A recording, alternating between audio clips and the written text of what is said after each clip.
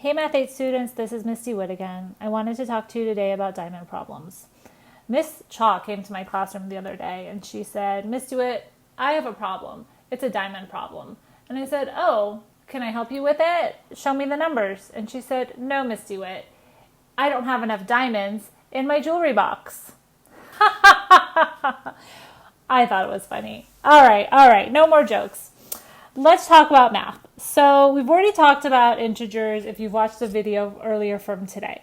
So when we're looking at diamond problems, there are actually four parts. The two middle parts, the right and the left, I call them.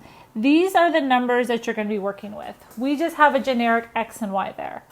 The top number is always the product, and the bottom number is always the sum of the right and the left number.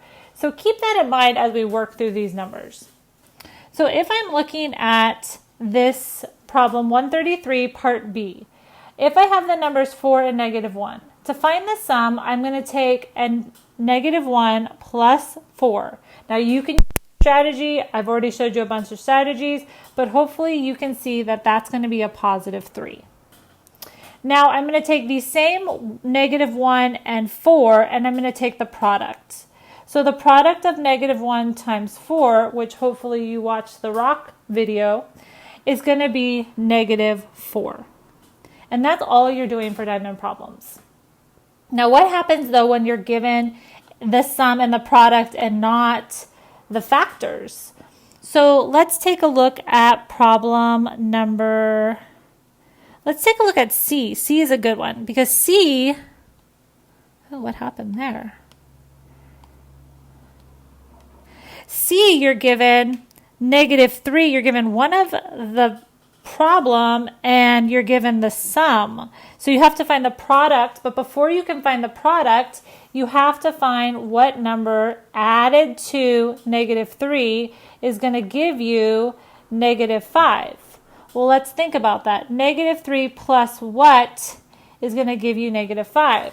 So I know that the sum is actually more negatives than -3. So I think that I'm going to have to bring in more negatives to make -5. And I can look at it this way with my tile spacer method. So I know that I'm going to have to bring in 2 more negatives. So my solution for that part is going to be a -2. So I can put in a -2 here.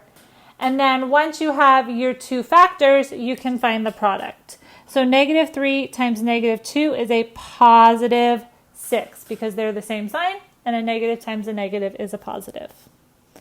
What happens though when you have just numbers or variables, not numbers, you have letters? So let's take a look at part G. So G gives you the same variable. It gives us X and X. So they actually tell us that the product of those two, X times X, is X squared. They give that to us.